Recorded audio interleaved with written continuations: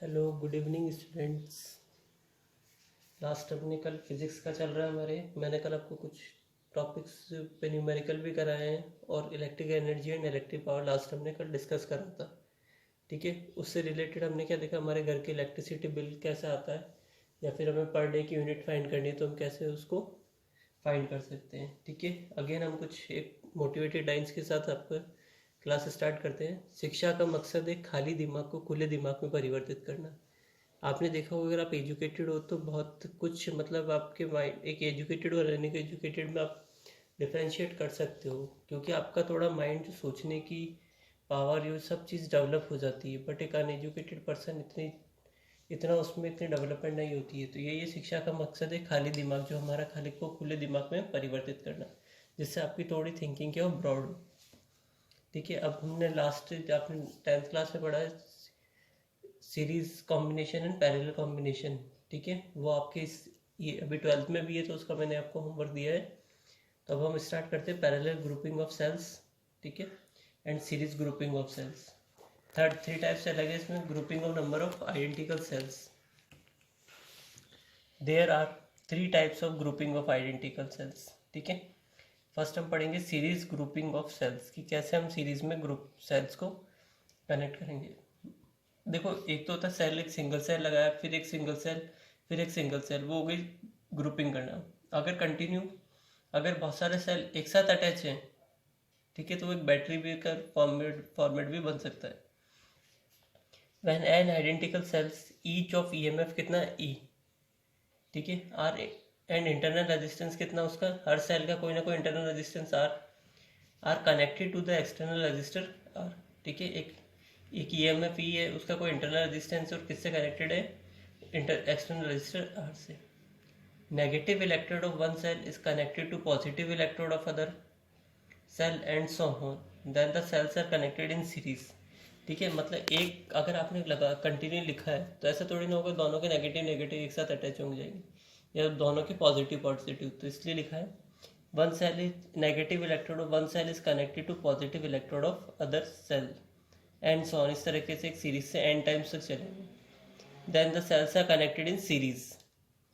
Equivalent EMF of N cells in series. आप क्या चल रहे हो, कंटिन्यू सीरीज में चल रहे हो, तो आपका ईएमएफ कितना हो जाएगा, E equivalent equal to E plus E up to कितने टाइम्स तक लेना हमको, एन टर्म्स तक। ठीक है, तो कितना हो जाएगा एन इंटू ई। एन की जगह 1 पुट करोगे तो 1 आ जाएगा, एन की जगह 2, एन की जगह प्लेस पे 3, तो एन टर्म्स तक चल रहा तो कितना हो जाएगा N into E. Similarly equivalent internal resistance of N cell in series, तो आर इक्विवेलेंट अब सीरीज में चल रहा तो ये भी ऐड हो जाएगा कितने टाइम्स तक, एन टाइम्स तक। बिकॉज ये भी एन टर्म्स तक है तो इंटरनल रेजिस्टेंस भी कितने टाइम्स होगा, एन टर्म्स तक, इक्वल टू कितना हो जाएगा एन आर। अब हो जाएगा total resistance of the circuit. अब सर्किट में एक एक्सटर्नल रेजिस्टेंस भी है और एन टाइम्स इंटरनल रेजिस्टेंस है, तो टोटल रेजिस्टेंस कितने हो गए, N R plus R. Current in the resistance R is given by, current कितना होता है, आई इक्वल्स टू होता है वी अपॉन आर। वी कितना हो जाएगा आपका ईएमएफ, ईएमएफ क्या होता है, वोल्टेज की तरफ वर्क करता है, एन आर, ये आपके टोटल रेजिस्टेंस हो गया। क्लियर है यहाँ तक। If R is very very less than N R के कंपैरिजन में, ठीक है, वेरी वेरी लेस देन है, then R can be neglected in comparison to N R. जब ये डबल साइन हो जाता है इसका मतलब वो नेग्लिजिबल के आसपास आ गया। जैसे मैंने बोला 0.1 और एक है 0.0001, तो वो क्या उसके कंपैरिजन में क्या है, नेग्लिजिबल है। तो अगर ये ज़ीरो हो जाएगा, ज़ीरो नहीं होगा मतलब नेग्लेक्ट कर देंगे हम बस इसको, एन आर। तो एन से एन कट गया तो क्या बचा, ई अपॉन आर। तो आई इक्वल्स टू कितना होता है, वी अपॉन आर होता है ना, अगर इसको अपन देखें तो ये क्या होता है, वी अपॉन आर, इसी फॉर्मेट में होता है। तो हमने क्या देखा, thus the current in the external register is the same as current due to single cell. एक सिंगल सेल से करंट कितना निकलता है, equals to V upon R ही तो होता है, या V equals to Ohm's law से V equals to I R, तो आई इक्वल्स टू कितना होगा, वी अपॉन आर। ठीक है, thus the current in the external register is the same as current due to single cell. Similarly देखते हैं, if external resistance is very very greater than nr, then nr can be neglected as compared to r। इस case में क्या होगा, आपका nr को क्या कर देंगे, नेग्लेक्ट कर देंगे। तो अपने पास रिलेशन कितना था, i इक्वल्स टू दिस, इस केस में इस वाले पार्ट को क्या कर दिया हमने, नेगलेक्ट कर दिया है, ठीक है। अभी मैं आपको ड्राइव करके बताऊंगा पूरा।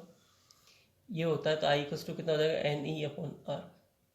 इस एन को अगर मैं साइड में कर दूं तो ई अपॉन आर आ गया, ठीक है। ई अपॉन आर पहले जैसे आ गया, तो मैं ऐसे बोल सकता हूँ, if R is greater than, very very greater than N R, then the current in the cell is n times the current in the single cell, ठीक है।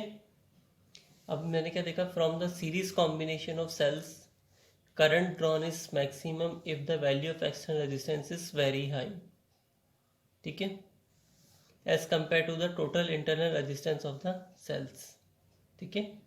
क्या बोलना चाह रहा है, from the series combination of cells हम देखते हैं current drawn is maximum, current का मैक्सिमम होगा if the value of external resistance is very high as compare to total internal resistance of the cells, ठीक है। अब हम इसके डायग्राम के थ्रू इसको देखते हैं।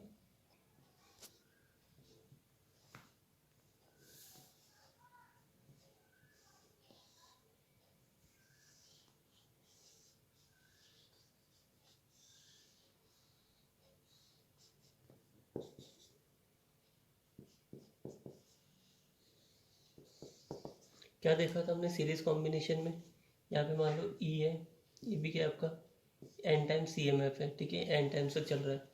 क्या बताया था मैंने, इसका नेगेटिव टर्मिनल इसका पॉजिटिव टर्मिनल, इसका नेगेटिव टर्मिनल इसके पॉजिटिव टर्मिनल से अटैच, या फिर इसका पॉजिटिव इसके नेगेटिव टर्मिनल से अटैच है, ठीक है। हो गया क्लियर। ये एन टाइम्स से बता रहा है, इसका कोई ना कोई इंटरनल रेजिस्टेंस होगा, ये आपका क्या होगा, एक्सटर्नल रेजिस्टेंस,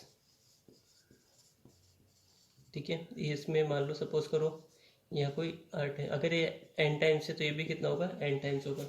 जैसा हमने नोट्स में देखा था, क्या आया था हमारे पास, इक्विवेलेंट रेजिस्टेंस कितना आया था, I equals to N E upon N R plus R, ठीक है, बिकॉज वी इक्वल्स टू क्या होता है, I R, then I equals to हो जाएगा वी अपॉन आर। यहाँ पे जो वी अपने पास क्या है, एन टाइम्स ई है, ठीक है। रेजिस्टेंस कितना हो जाएगा, N R plus external resistance, ये आपके पास आ गया। फर्स्ट केस क्या था हमारे पास, if R is very less than N R, अगर आर बहुत लेस देन होता है, देन आई इक्वल्स टू कितना हो जाएगा, एन ई अपॉन कितना बचेगा, एन आर, एन से एन कट गया, तो आई इक्वल्स टू कितना होता है, वी अपॉन आर। ये तो हम देखते हैं, तो हमने क्या देखा इस केस में, the current in the external register is the same as the current due to a single cell. अगर इस केस में क्या हो रहा है, करंट जो हो रहा है एक्सटर्नल रजिस्टर में कितना जा रहा है, जितना एक सिंगल सेल में करंट प्राइवेट, क्योंकि एक सिंगल सेल में कितना होता है, equals to V upon R ही तो होता है। क्लियर यहाँ तक।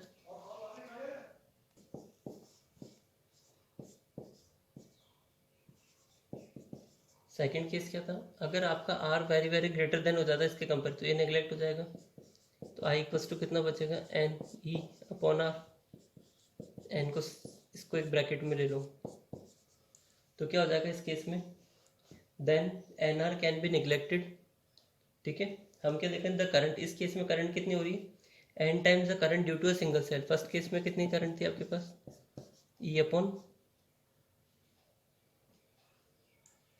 फर्स्ट केस में कितनी थी, ई अपॉन आर थी ना, ठीक है। तो ये किसकी हो गई, इस फर्स्ट केस की क्या हो गई, एन टाइम्स ही तो हो रही है, तो हम बोल सकते हैं इफ अगर R is very very greater than N R, ये कैसे, ठीक है, the current in the external register is N times in the single cell, ये कितनी हो जाएगी, एन टाइम्स हो जाएगी। हो गया ना यहाँ पे एन टाइम्स, फर्स्ट केस में ये थी, सेकंड में उससे एन टाइम्स हो रही है।